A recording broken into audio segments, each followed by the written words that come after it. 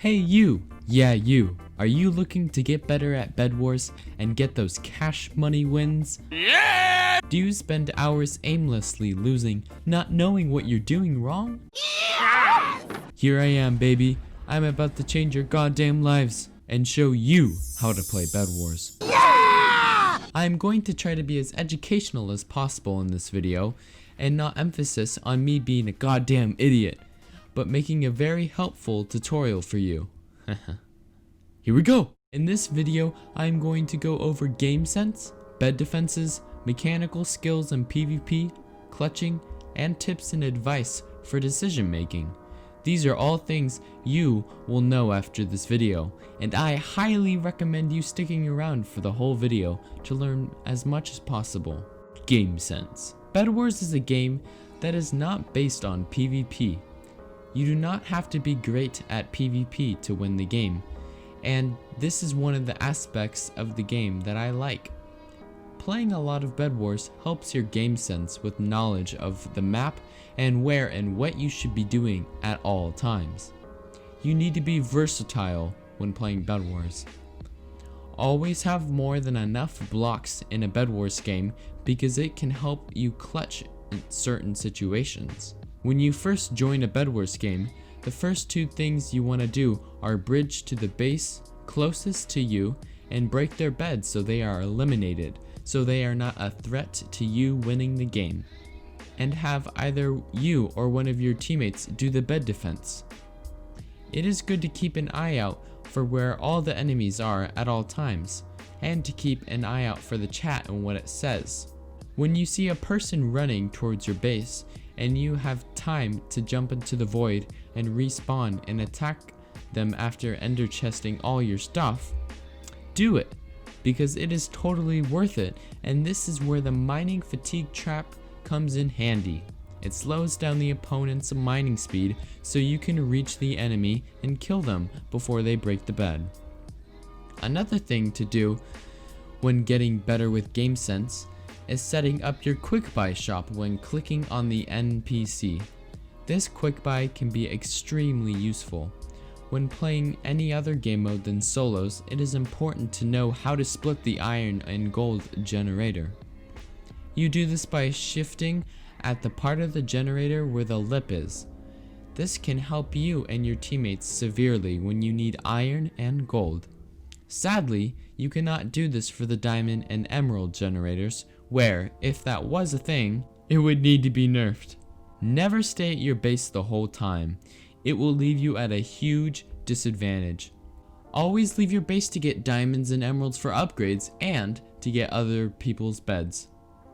When you bridge to other people's bases, you want to always have the high ground over them because you will want to be able to either drop TNT on them, throw fireballs at them, and be able to drop on them at any time, and that intimidates them very much.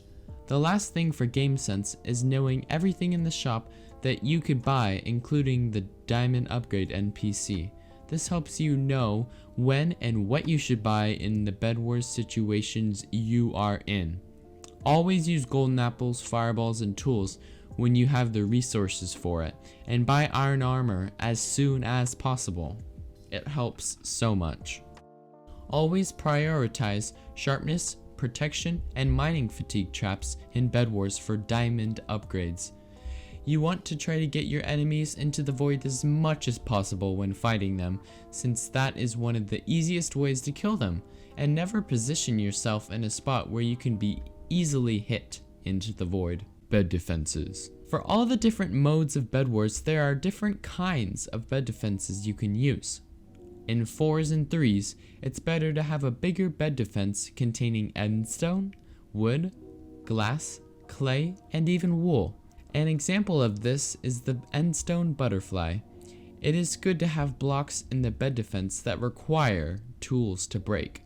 And glass under a layer of wool, clay, or wood is so smart because the glass isn't very accessible to break when the opponents want to place TNT on the bed defense. You can also randomize the block order in a bed defense so the opponent that is trying to break the bed has to switch tools a lot and that slows them down when trying to break your bed. And you can place the bed defense off center and mess up the opponent. By doing this, that makes it harder for them to break your bed.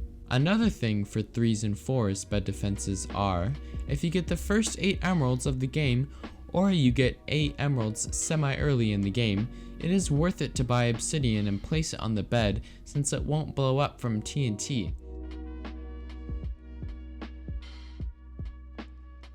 And it makes a long time to break with a diamond pickaxe.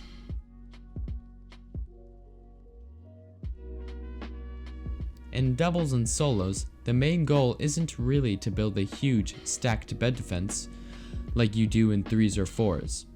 In solos and doubles, it is better to place down 1 or 2 layers of wood, wool, or clay in the beginning, since you shouldn't be stacking up on materials in the game that are going towards the bed defense.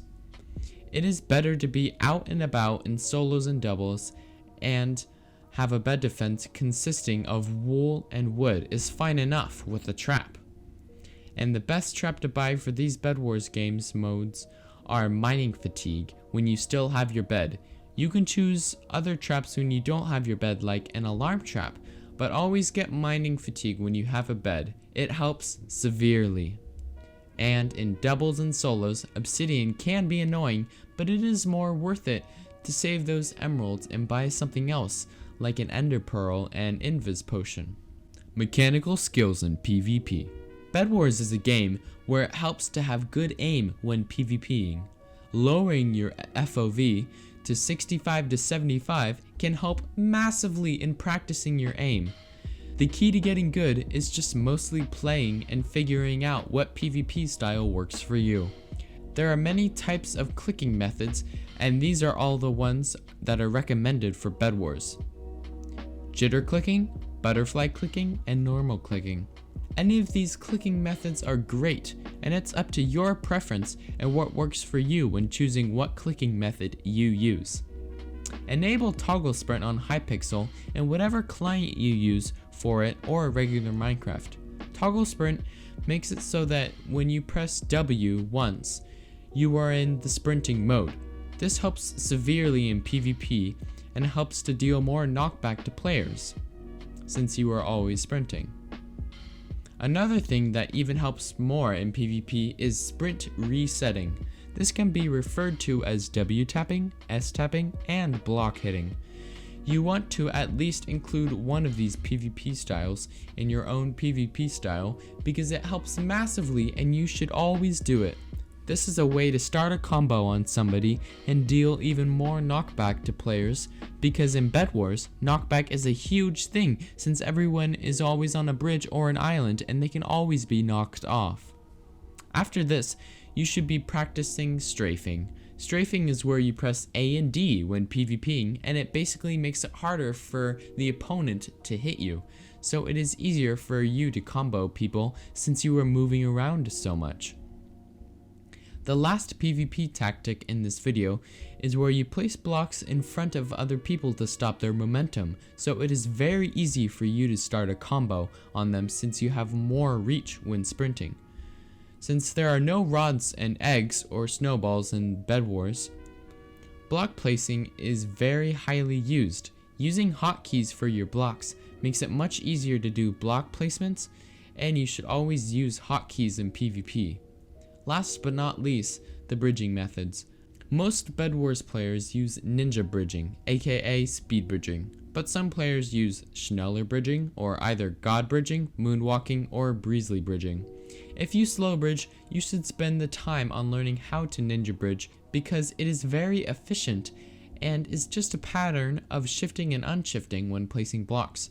You do not need to learn those other bridging methods if you know how to ninja bridge, but it is cool to show off sometimes.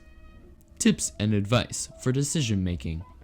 Always be aware of someone fireballing you or knocking you off a bridge. Be aware of what's happening behind you as well.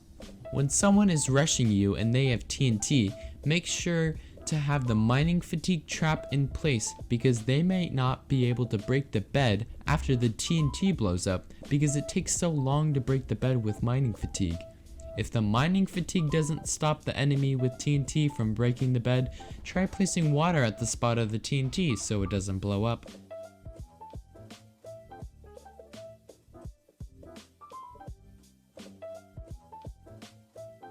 And either a pop-up tower under where you think that person might try to place the TNT, so the TNT blows up the pop-up tower instead. When you buy protection upgrades, make sure to click your armor in your inventory because it refreshes its protection level. When you don't have a bed, make sure to have a water bucket or ladders to clutch with just in case of any scenario, and potions too as well. Speed and jump and invisibility are a great combo and are almost undefeatable.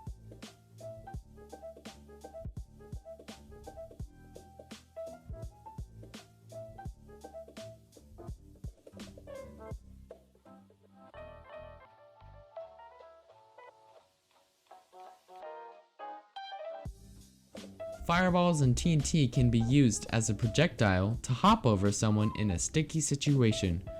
Know how long your potions are going to last, because I can't tell you how many times I've died from falling into the void from my potions.